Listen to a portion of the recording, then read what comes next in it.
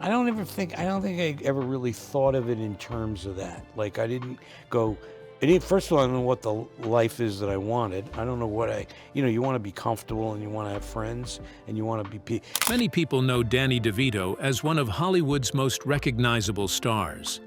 For decades, he has entertained audiences around the world while keeping much of his personal life away from the spotlight.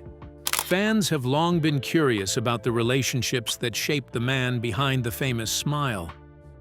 But now, at the age of 81, Danny DeVito has finally opened up and revealed who he considers the true love of his life. So, who is the woman who captured Danny DeVito's heart? What makes their connection so special? But what do you think about Danny DeVito's heartfelt admission? Could this be one of Hollywood's most enduring love stories?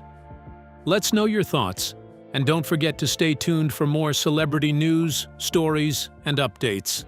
Danny DeVito's unexpected love story. On January 17, 1971, something happened that neither of them could have predicted. The place was nothing special. A small off-Broadway play called The Shrinking Bride was being performed for a short time in New York City. It was not expected to win awards, receive great reviews, or become famous in theater history.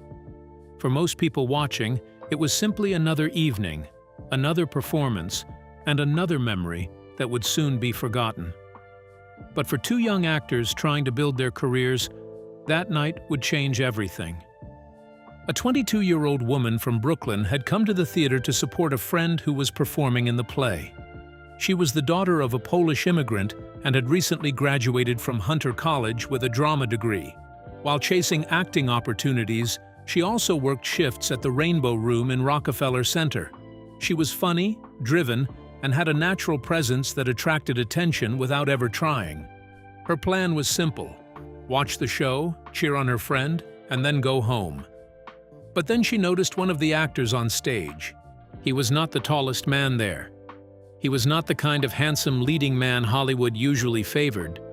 In fact, he looked like the type of actor many casting directors might overlook. Yet somehow, he completely captured the audience's attention. His timing was perfect, his energy was infectious, and he moved with confidence. Most importantly, he was not pretending to be someone else. He was completely comfortable being himself. For reasons she could not fully explain, she could not take her eyes off him. Years later, she would laugh when talking about that night and admit that she wasted no time. Before the show had even ended, she was already asking about him. Was he dating anyone? Could she meet him? Formal introductions hardly seemed necessary. Deep down, she had already made up her mind. After the performance, they sat together and began talking. The conversation flowed so naturally that hours passed before either of them realized it. Across the table sat a man who had spent much of his life being underestimated, overlooked, and told he needed to change. Sitting opposite him was a woman who seemed completely unaware of those judgments. She saw him for who he truly was. For Danny DeVito, the impact was immediate. He later said that within just 22 minutes of meeting her, he knew she was not simply someone he might love one day. He knew she was the woman he wanted to spend the rest of his life with. Just 2 weeks later, she moved into his apartment in Manhattan. To other people, the decision seemed rushed and risky. To them, it felt completely natural. They came from similar backgrounds: working-class families, modest beginnings, big dreams, and the determination that comes from having to fight for every opportunity. Each saw something familiar in the other. They lived together and built a life side by side for 11 years before finally getting married. As their relationship grew stronger and their lives became deeply connected, another important bond from Danny's difficult early years, his friendship with Michael Douglas, was quietly setting the stage for the first major breakthrough of his career. So, how did it happen? Was it something planned? Let's find out. DeVito breakthrough moment. By 1975, Danny DeVito was 30 years old, but he was still not a well-known name in Hollywood. He had faced many rejections over the years, and success still felt far away. However, things were slowly starting to change for him. His big break came through his close friend Michael Douglas, who had once shared a very small $75 a month apartment with him in New York. At that time, Michael Douglas was working as a producer on the film One Flew Over the Cuckoo's Nest, based on the famous 1962 novel by Ken Kesey. The movie was directed by Milos Forman and starred Jack Nicholson. Douglas strongly believed that Danny DeVito should play the role of Martini, a patient in a psychiatric hospital. The studio did not agree at first.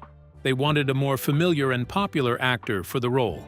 Even the director was unsure in the beginning, but Douglas refused to back down. He was sure DeVito was perfect for the part. He also reminded everyone that DeVito had already played Martini years earlier in a small, off-Broadway stage version of the same story. In the end, Douglas won the argument, and DeVito got the role. It turned out to be a very important moment in his career. Even though DeVito only appeared on screen for about 5 minutes and 52 seconds, his performance stayed in people's minds. The movie was released in November 1975 and became a huge success. It made over $160 million worldwide, even though it only cost around $3 million to make. It also won all 5 major Academy Awards: Best Picture, Best Director, Best Actor, Best Actress, and Best Adapted Screenplay.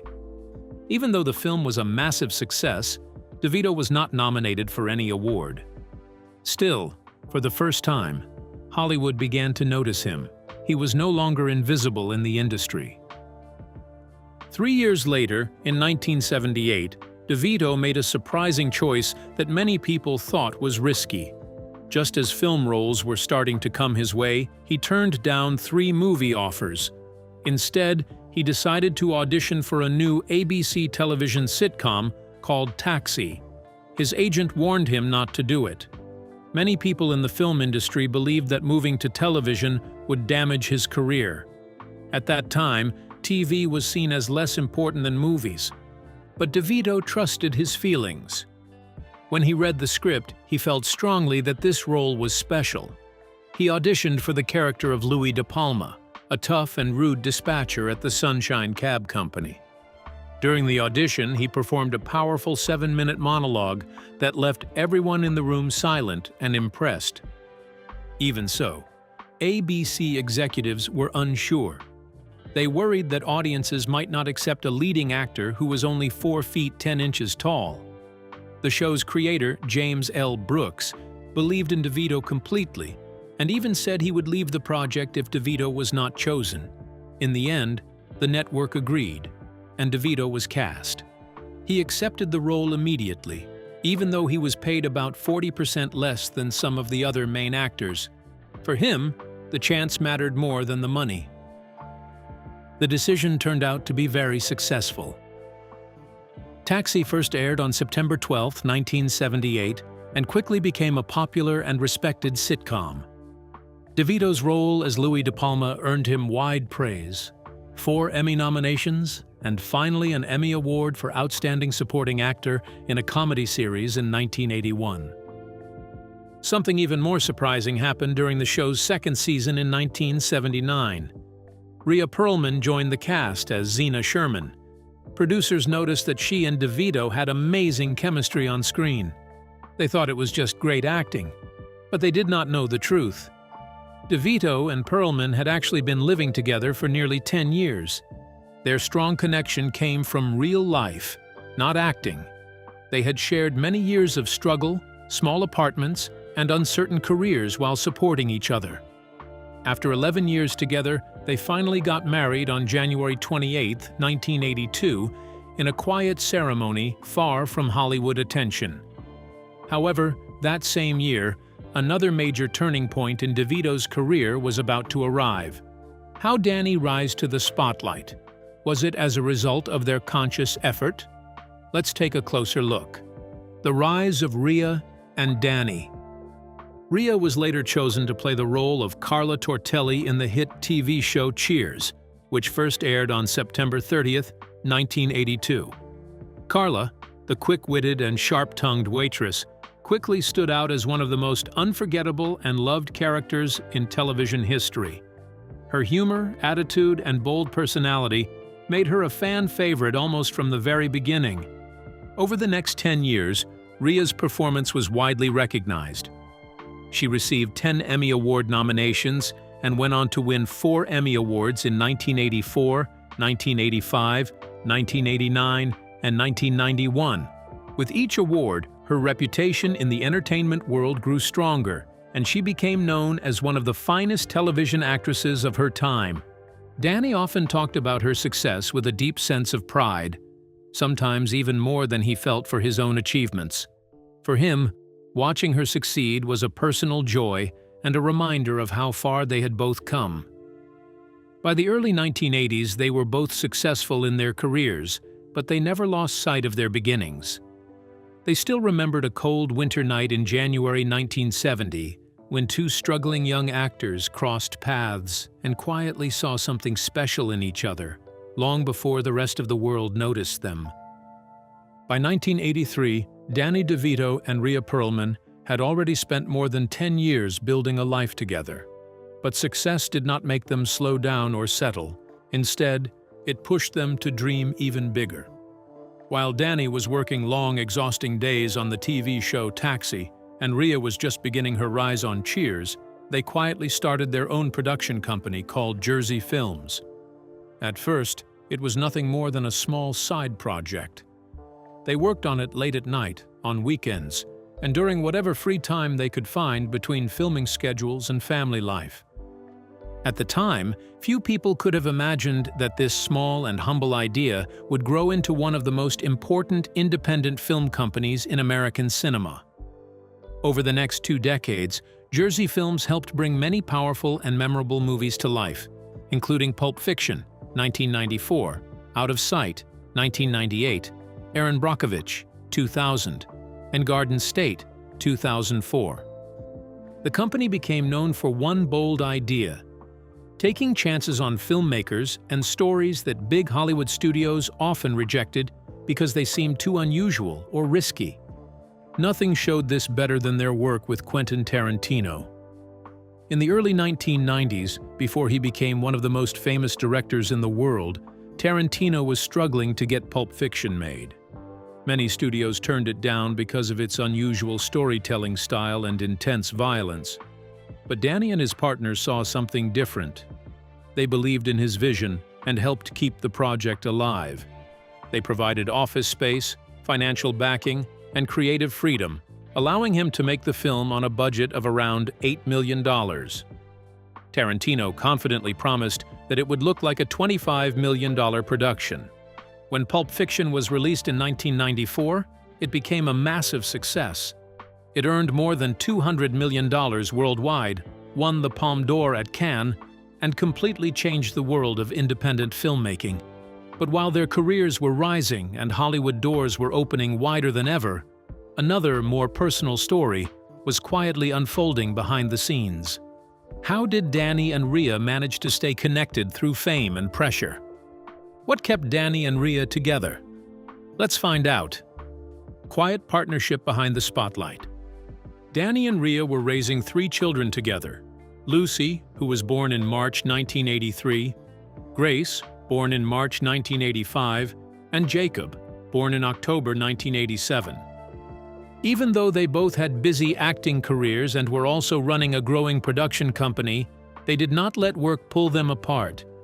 They created a simple but unusual rule for themselves.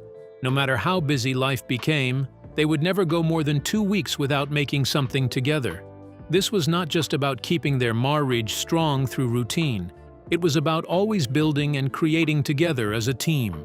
One of the best examples of this partnership came in 1996 with the film Matilda, a well-loved adaptation of Roald Dahl's book. Danny directed the movie, played the funny but terrible Harry Wormwood, and cast Rhea as his equally exaggerated wife on screen. Even their children appeared in small parts, making it feel like a true family project. To the public, it looked like a fun and creative teamwork between 2 talented actors. But behind the scenes, there was something even more meaningful happening. The young lead actress, Mara Wilson, was going through a very painful time because her mother was dying of breast cancer during the filming. Without drawing attention to themselves, Danny and Rhea quietly supported her, giving her comfort and stability when she needed it most. As her mother's condition became worse, Danny arranged for a nearly finished version of Matilda to be shown in the hospital so that her mother could see the film before she passed away. This kind of kindness was never used for publicity or awards. Still, it showed his true character more clearly than any role he ever played. Years later, Mara Wilson said that Danny and Rhea felt like caring aunt and uncle to her, people who helped her carry one of the hardest moments of her life. That memory stayed with her far longer than box office success or reviews ever could. It also showed something the public rarely saw. The actor known for loud and wild characters on screen was, in real life, often quiet, caring, and generous in ways people did not notice. Then, in October 2012, after 30 years of marriage and more than 40 years together, Danny and Rhea announced that they were separating. The news caused a strong emotional reaction. In an industry where relationships often ended quickly, theirs had felt different. For many people, their separation did not feel like normal celebrity news. It felt more like the loss of a story people wanted to believe in. What came after, however, was far more complex than the headlines suggested. Can love survive separation without ever truly ending? Is marriage necessary for love to remain strong forever? Let's find out. Love that never ended. Years later, on Julia Louis-Dreyfus's Wiser Than Me podcast, Rhea looked back on that chapter of her life with clear and open honesty. She said the separation had been very painful and hard to go through. According to her, there were real reasons for it, and those reasons belonged only to the two of them. She explained that they were two people who had spent many years chasing demanding careers, both driven, both deeply ambitious, and both truly in love with their work. Danny loved working, and she did too. Over time, the pressures of success, constant work, and the passing of years left their impact on their relationship. Even while talking about the breakup, she did not sound angry or bitter. She did not try to change the past or turn their love into something negative just because things had become difficult. There was no blame or resentment in her words. Instead, she accepted the situation as it was. In many ways, this honesty is what made their story stand out.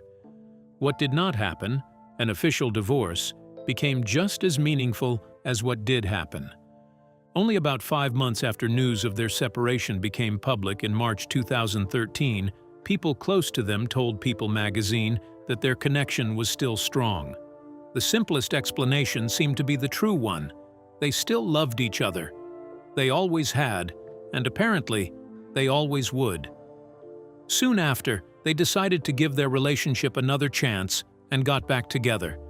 During this period, they reportedly attended around 38 therapy sessions, trying to understand whether the life they had built over so many decades could continue.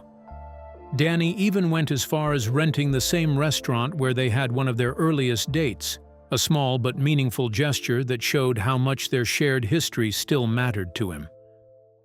For several more years, they stayed together, but in 2017, they separated again. Even then, they did not move toward divorce. To outsiders, this seemed confusing, even unreasonable. But for Danny and Rhea, it matched how they truly felt.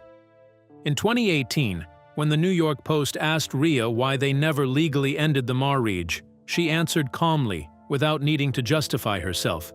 She explained that after so many years together, there was simply too much love and too much shared life to erase. Their lives remained closely connected.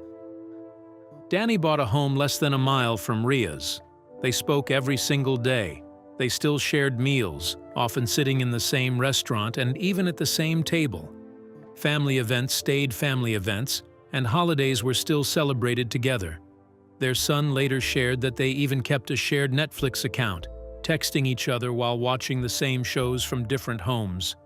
By the time Danny DeVito reached his 80s, their relationship no longer fit into simple labels. But Danny and Rhea's story moved beyond those categories, living in a space that was more complicated, more human, and far less easy to define. What made Danny DeVito refuse Hollywood's pressure to change? How did one woman recognize his talent before fame? Let's take a closer look. A lifelong connection beyond marriage. In 2024, during an interview with Fox News Digital, Danny spoke about Rhea in a very natural and relaxed way, as though she was still a steady, important part of his life rather than someone from his past. He said things were going well between them. He also mentioned that they had all spent time together just the day before celebrating their daughter Lucy's birthday. Then he added something that revealed far more than any headline could fully capture. He went back in time to when they first met in 1970 and reflected on what it means for two people to grow and change alongside each other for more than 50 years. Rhea had expressed a similar view years earlier. In May 2019, on Watch What Happens Live, she was asked a question that sounded simple on the surface: why not just get divorced? Her answer came quickly, with a light touch of humor. What for? It was a short response, but it carried decades of shared life within it. There was no bitterness, no regret, and no attempt to reshape their story into something cleaner or easier to explain. In 2022, she expanded on her thoughts. She admitted that she sometimes missed the years they lived together, which she described as their glory days. But she added a more thoughtful idea. Those were not the only glory days. They were simply a different kind of glory. This perspective carried a quiet strength. While many people look back at the past in relationships with longing, Rhea seemed to understand that love does not vanish just because it changes shape. A relationship can evolve, take new forms, and still hold deep meaning. Two people can live separate lives and yet remain deeply connected at the same time. There was a gentle wisdom in this way of seeing things, a refusal to measure love only by traditional expectations like marriage or shared homes. Instead, their bond had become something less conventional but more enduring, a lifelong connection built on friendship, care, trust, and a shared history that neither of them seemed willing to let go of. Around the same time, Danny also began speaking more openly about another deeply personal subject he had kept private for most of his life. But how did Danny DeVito overcome childhood hardship and rejection? What shaped Danny DeVito's strength despite constant early struggles? Let's find out. Danny DeVito's early struggles.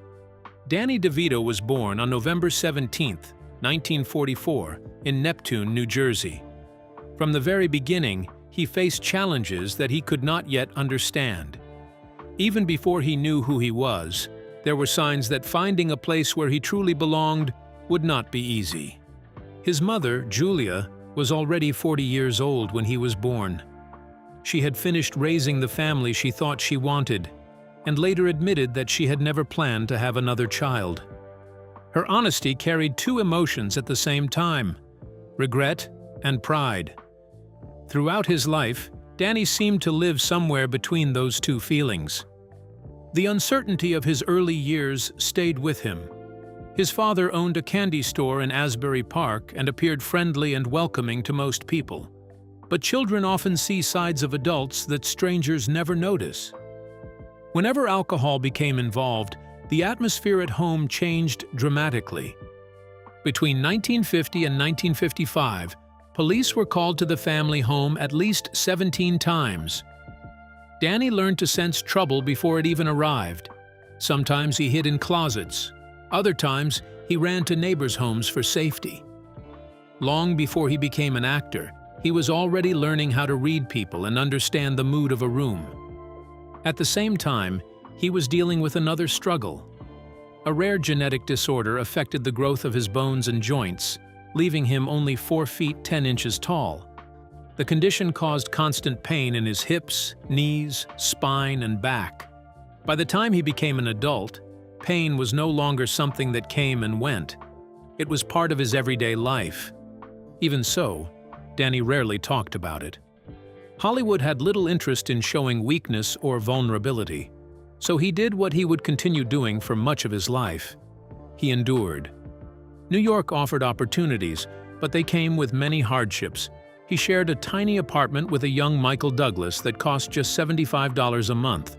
The two men survived on canned food, gathered their last $27 to pay for headshots, and personally walked around the city delivering them. While Douglas began finding opportunities, Danny faced rejection after rejection. When one job ended, he found another just to survive. He parked cars. He stood motionless in store windows pretending to be a mannequin. At one point, he even lived in an old Volkswagen Beetle and depended on the YMCA for showers. The entertainment industry kept sending him the same message: change yourself, fix your appearance, and become easier to sell. One studio even offered him an amount that would be worth nearly $1 million today if he agreed to have cosmetic surgery. Danny refused. He burned the contract and rejected the idea that someone else could create a better version of him. Instead, he believed something much harder: that being true to himself was worth more than gaining acceptance from others. However, by 1970, at just 26 years old, Danny DeVito had experienced more rejection than encouragement, more pain than comfort, and more reasons to quit than keep going. Yet, he was still standing. What was his life experience? Did he face health issues? Let's find out. Danny DeVito's personal journey. In 2025, Danny DeVito spoke more openly about Fairbanks disease, a rare genetic condition that had affected his body since childhood and caused him long-term pain. For many years, he avoided talking about it. Part of the reason was that Hollywood was not very welcoming to stories about weakness or vulnerability. But this time, his reason for speaking was different. He was not looking for sympathy. Instead, he was thinking about children who live with similar illnesses, families who struggle to pay for treatment, and people who deal with constant pain without having anyone to speak for them. That is why what people later learned about him surprised many. Over the years, he had quietly given more than $12 million to research on bone diseases and related health problems. Most of this charity work was done in secret. He did not hold big events, did not seek attention, and did not try to turn kindness into publicity. Helping others mattered more to him than being praised for it.